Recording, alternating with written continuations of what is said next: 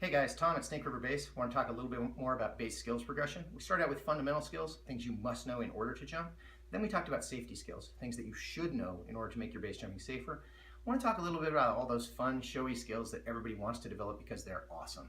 This is the stuff you saw on YouTube last night, the things every kid with an Xbox and a Mountain Dew wants to do when he grows up. It's all the stuff that was probably the reason you got into base jumping in the first place.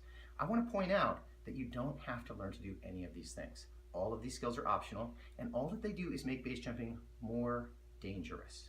So your desire to fly a wingsuit close to the ground, that's not making base jumping possible, it's making base jumping more dangerous. Maybe making base jumping more interesting for you or more rewarding for you, and those are decisions for you to make, but recognize that this is not a safety skill. Things that are in this category of the fun, showy, awesome skills that you really want to show people that drops on video, which are not safety or fundamental skills, include aerials, doing flips, doing tricks, spinning around in the air, getting intentionally unstable. Doing multi-ways, doing a jump with another person in the air.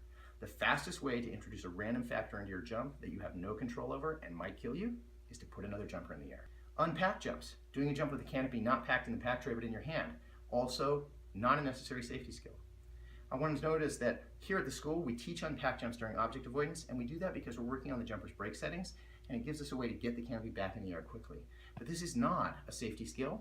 And we've had students come through who weren't comfortable doing unpacked jumps, and we simply did PCAs repeatedly to check brake settings on their rig. Wingsuits.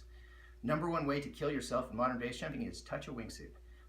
Today, the majority of base fatalities involve wingsuit attempts, and usually some kind of interaction with the ground, a jumper who's flying close to the terrain, but sometimes just a free fall jump where the additional complexity of the wingsuit has created issues.